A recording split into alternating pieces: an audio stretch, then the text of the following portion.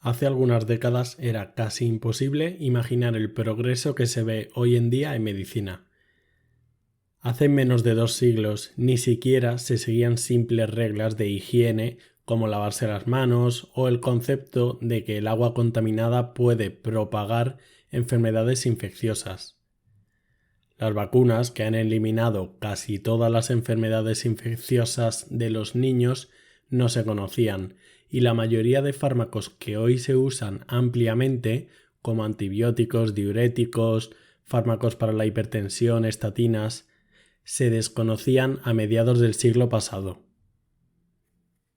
De hecho, la estructura del ADN fue definida en 1953 y el genoma humano no se secuenció entero hasta hace pocos años.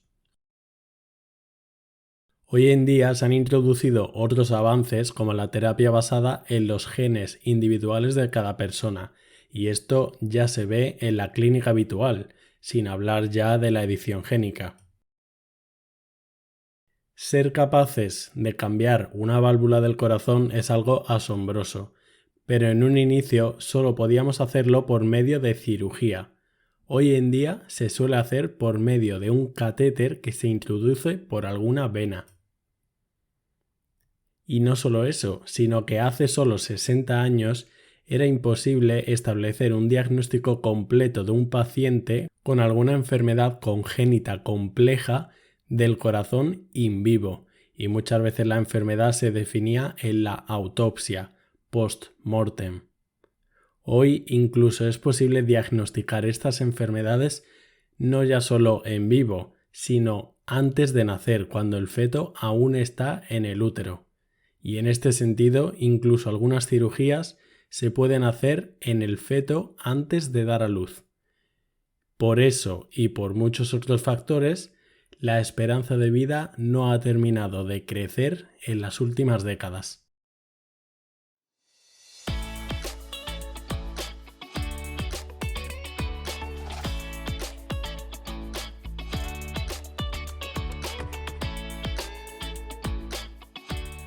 Buenos días, bienvenido a Entiende tu Salud, un podcast divulgativo en el que hablamos de medicina y de temas sanitarios de forma sencilla.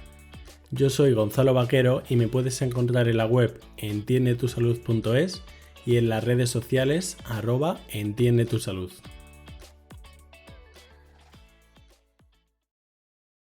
Hoy vamos a tratar el tema de la esperanza de vida, de las distintas causas de mortalidad y del cambio de patrón de enfermedades.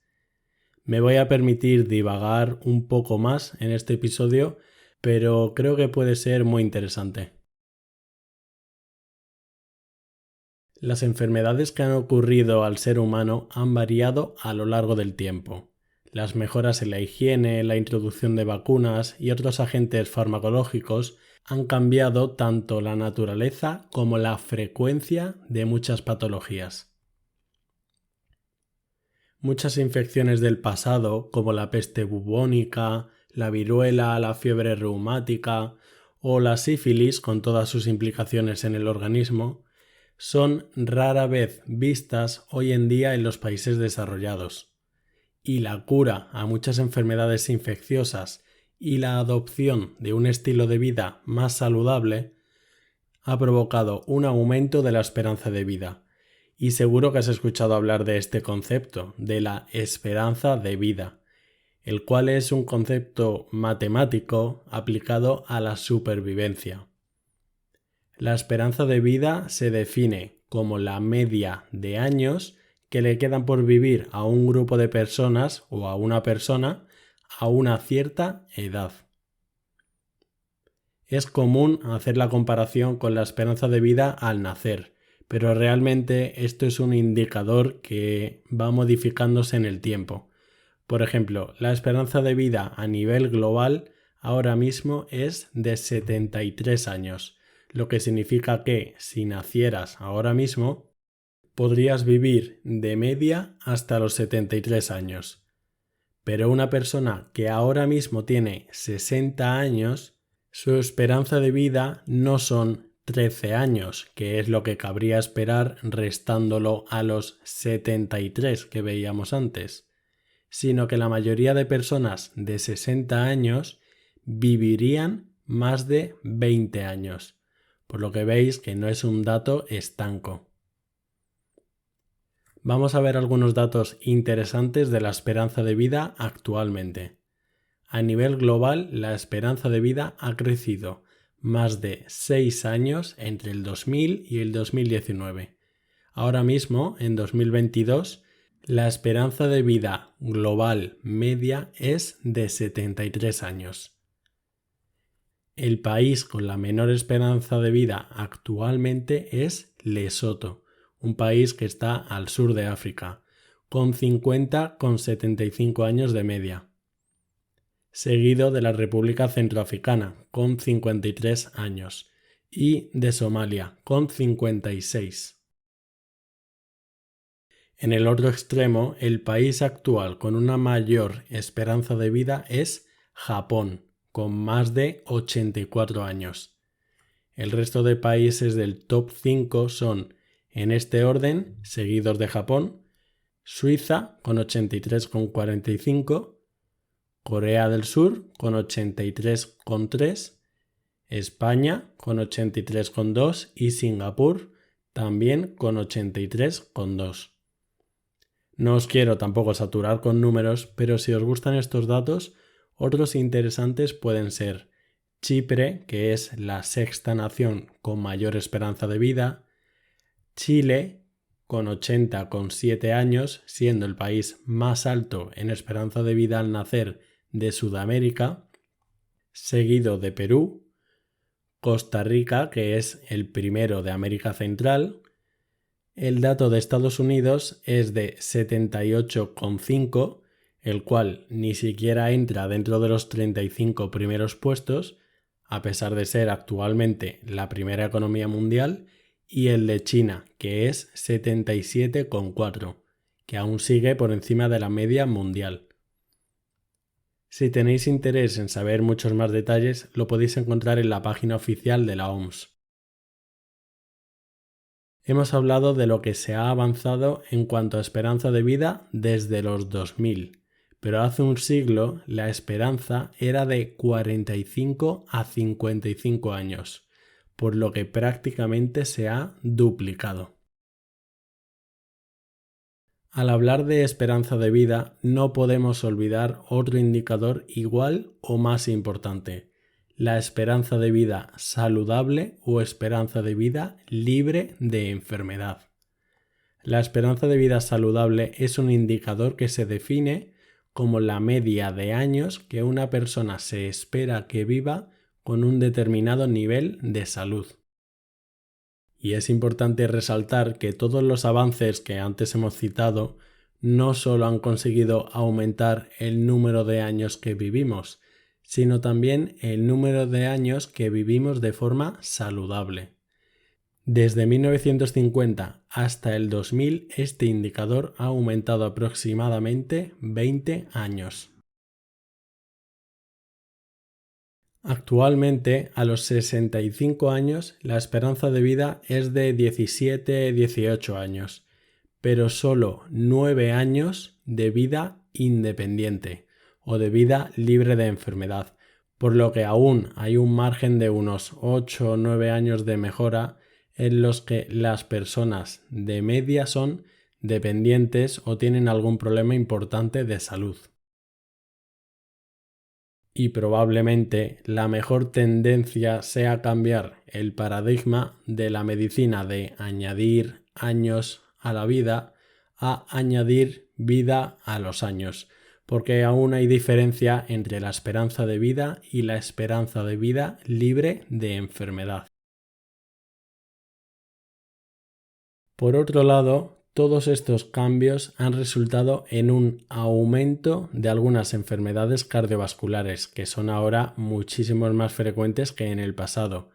Y del mismo modo, otras patologías como la osteoporosis, el Alzheimer y el cáncer son mucho más frecuentes ahora que hace un siglo. Las enfermedades que suelen ocurrir pasados los 65 años antes era excepcional verlas. Pero el perfil de enfermedades no solo ha cambiado por el envejecimiento de la población, sino que ahora también se ven patologías que antes ni siquiera estaban descritas, como el SIDA, la enfermedad de Kawasaki, la de priones, que es la de las vacas locas, la gripe aviar o la gripe porcina. Casi podemos decir que ha ocurrido una metamorfosis de las enfermedades en los últimos 60-70 años.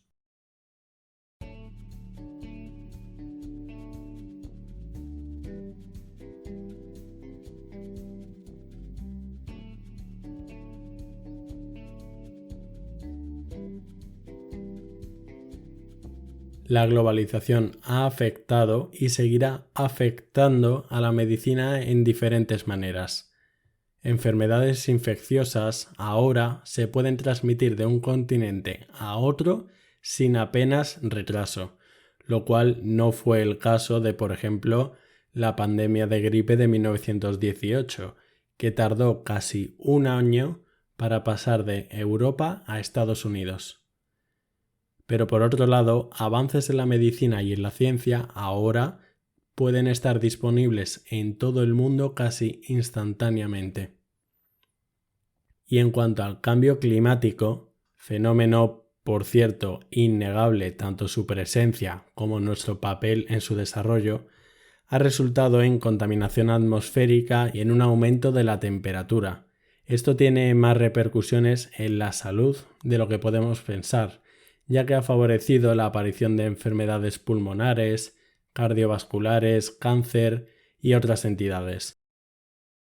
Además, algunas enfermedades tropicales se están empezando a ver en latitudes del planeta que antes no se veían.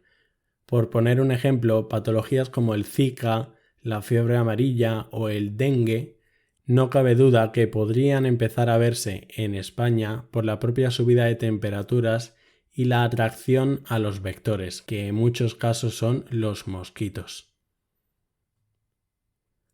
La esperanza de vida ha crecido casi constantemente en las últimas décadas, pero puede que te estés preguntando si esto podrá continuar eternamente.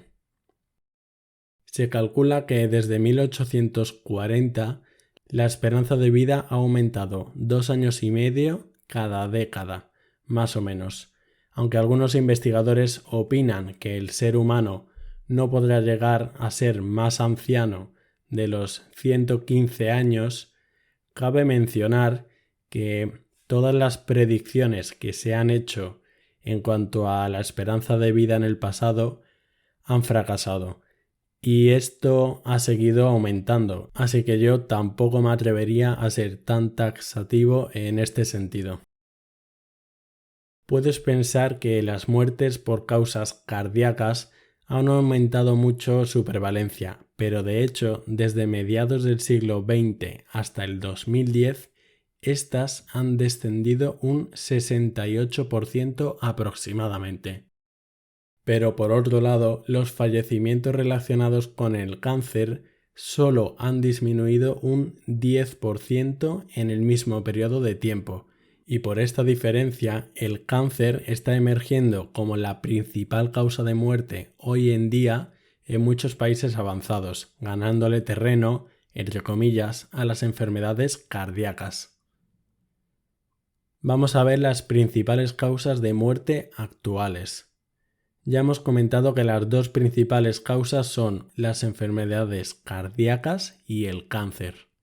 En Estados Unidos la primera son las cardíacas y en Europa es el cáncer, pero me atrevería a decir que el cáncer alcanzará el primer puesto en Estados Unidos en pocos años. A estas dos causas les siguen las enfermedades pulmonares crónicas como el EPOC, y otras como las enfermedades vasculares cerebrales, los accidentes, el Alzheimer, la diabetes, las enfermedades renales, la gripe y la neumonía y en 10º lugar los suicidios. Estas son las 10 principales causas de muerte. La cantidad de muertes por enfermedades crónicas de los pulmones ha aumentado desde 1950, pero en la última década parece que se ha estabilizado. Hay dos factores principales relacionados con estas enfermedades. Uno es el tabaco y otro es la edad. Las personas fumadoras tienen entre 12 y 13 veces más riesgo de morir por una enfermedad pulmonar que aquellos que no fuman. Y de hecho, uno de los mayores logros de las últimas décadas ha sido el lento pero significativo descenso del tabaquismo en la población general de los países desarrollados. Por otro lado, aunque la menor incidencia del tabaco ha resultado en un detrimento de las enfermedades pulmonares, esto puede haberse visto parcialmente compensado por el aumento de la edad de la población, porque la esperanza de vida ya hemos visto que ha ido aumentando y además se espera que siga haciéndolo. Entre las 10 principales causas de mortalidad que veíamos, recordad que hemos nombrado la diabetes. La diabetes está íntimamente relacionada con la obesidad, el cual es un problema a nivel mundial de un calado inmenso y cuyas consecuencias seguramente también se verán más claras en unos años. La obesidad es otra entidad que ha cambiado mucho su patrón en los últimos años. Desde 1975 se ha triplicado en todo el mundo. En el 2016 el 40% de las personas adultas tenían sobrepeso y el 13% eran obesas. Y de hecho hoy en día ha sido el primer momento de la historia en que la cantidad de personas con sobrepeso supera al número de personas con infrapeso. Y no lo hemos nombrado, pero el sobrepeso y la obesidad también están aumentando de una forma alarmante en los niños y en los más pequeños. Y es importante informar sobre la obesidad por varios motivos, porque sus consecuencias son muy dañinas, porque es muy prevalente y sobre todo porque es prevenible y reversible. En cuanto a la evolución del cáncer con el tiempo, es cierto que muchos tipos han ido disminuyendo en las últimas décadas, por los diagnósticos y tratamientos más eficaces, pero con el aumento de la longevidad no cabe duda que será uno de los principales problemas sanitarios del futuro. Las células se están constantemente dividiendo y copiando su ADN. Pero durante este proceso es casi inevitable que ocurran errores, lo que lleva a mutaciones y al cáncer. Por tanto, si vivimos suficiente, podríamos decir que el cáncer acabará apareciendo. Y por último, indudablemente, otro protagonista en el futuro de medio y largo plazo seguirá siendo el Alzheimer, la forma de demencia más frecuente. Un hecho interesante pero bastante desconocido es que la incidencia de Alzheimer ha ido disminuyendo desde los años 2000 e incluso la edad media de su diagnóstico se ha atrasado. Pero aún así, aunque el porcentaje vaya disminuyendo, el número total puede que se conserve o que aumente, por el envejecimiento total de la población. Hay estudios prometedores para combatir esta enfermedad, pero hoy por hoy no podemos decir que haya una cura para el Alzheimer. Conclusión: los avances sociosanitarios han logrado que la esperanza de vida no pare de crecer en los últimos años. Y no solo eso, sino también la esperanza de vida libre de enfermedad. Así que sí, el mundo, de forma global, avanza en este sentido. Pero esto mismo ha propiciado una modificación del patrón de las enfermedades hoy en día y el surgimiento de nuevos retos para el futuro. Y hasta aquí el episodio de hoy. Si te ha gustado, no olvides darle a seguir para no perderte los siguientes y recomendárselo a quien creas que puede interesarle. Recuerda que me puedes encontrar en la web entiendetusalud.es y en las redes sociales @entiendetusalud. Muchas gracias y nos vemos la semana que viene.